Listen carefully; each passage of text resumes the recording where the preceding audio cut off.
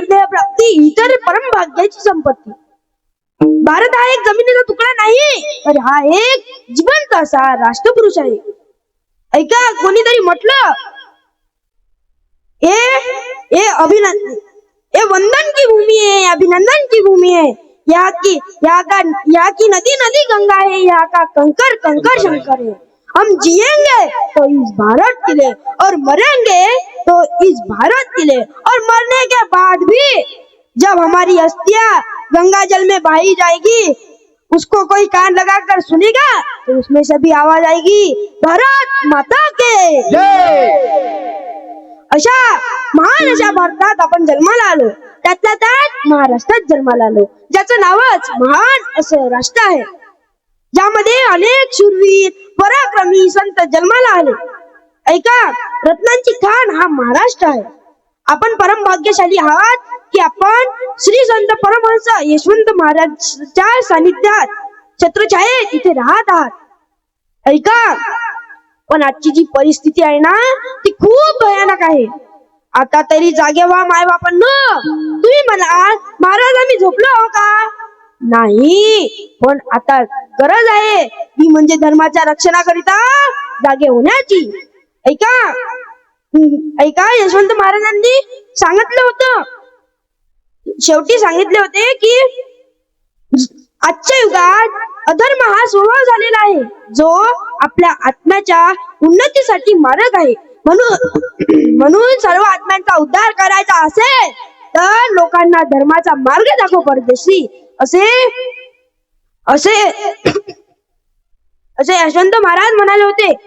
ऐका, इंग्रजांनी मुघलांनी आपल्यावर राज्य केलं, आपण त्यांच्यासोबत लढलो, कित्येकांचे रक्त या स्वातंत्र्यासाठी सांडले, तेव्हा कुठं आपल्या भारताला स्वातंत्र्य मिळालंय. पण आता देश आतूनच पकडला जात आहे.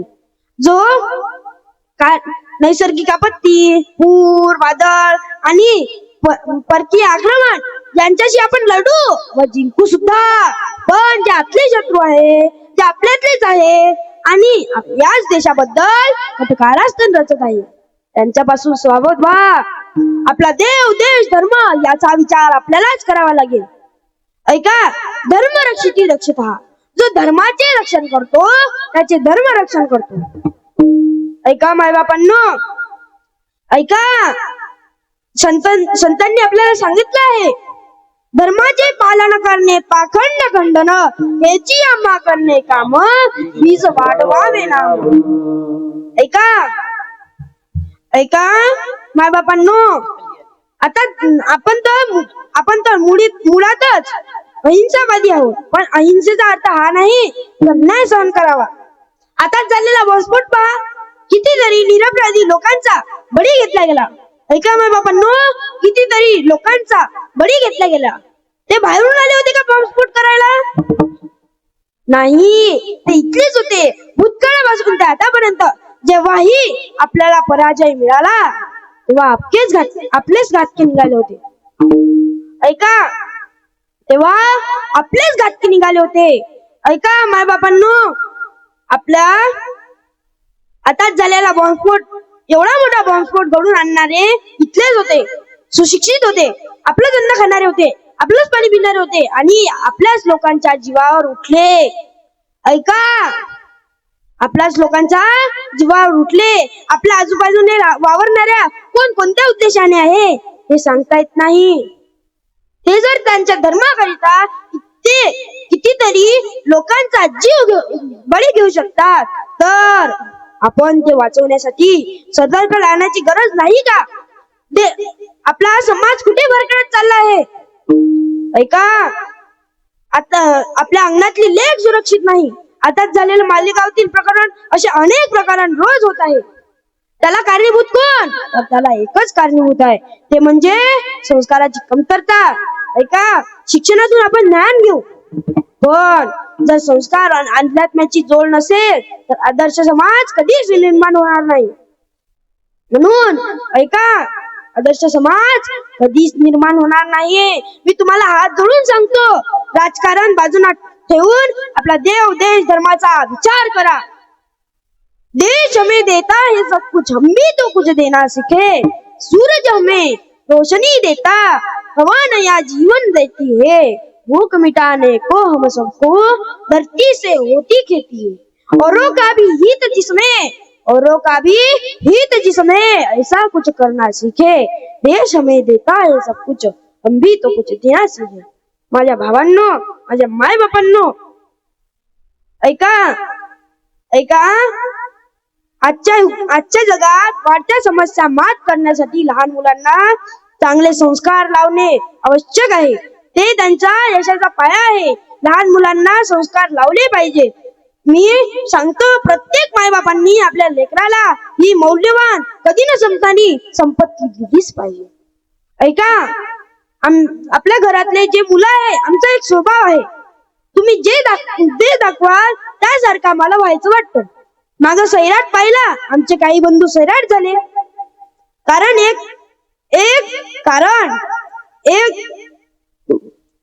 गुण होता।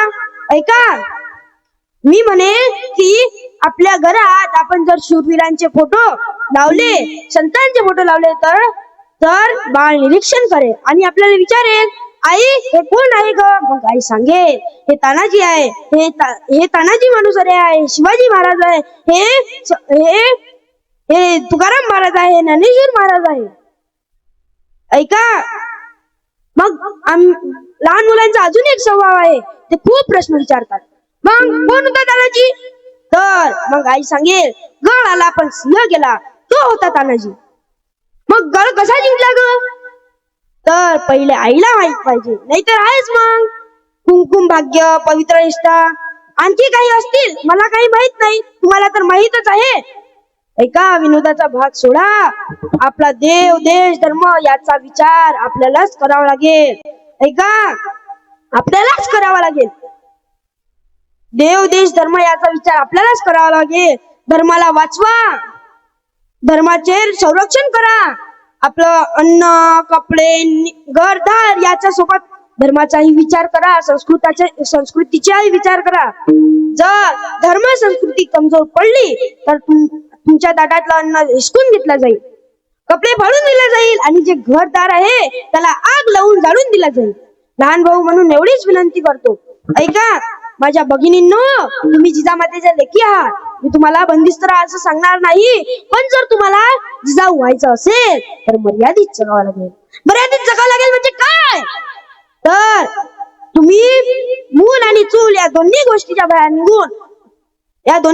बाहेर निघून गाव जिंका, तालुका जिंका, देश जिंका, जग जिंका, पण ते जग जिंकताना आपल्या बापाची मान समाजात शर्मीने खाली वाकणार नाही याचा विचार करा।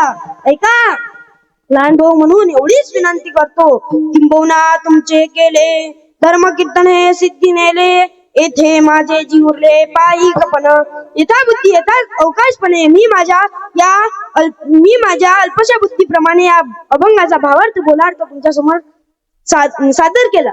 ऐका, आज माझा गळाही बसलाय, खोकलाही आहे, की 4-5 दिवसापासून माझी तब्येत पूर्ण बिघडलेली आहे, पण आज यशवंत बाबाची कृपा माझ्याकडून एवढं सगळं बोलून घेतलं। ऐका, आणि माझे जे चुकलं असेल ते माझ्या बुद्धीचे दोष आणि जे बरोबर असेल ते माझ्या गुरुजनांची कृपा।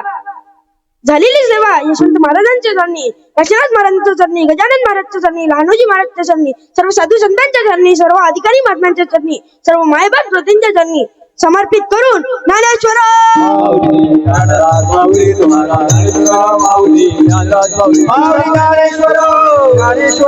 ज्ञानेश्वर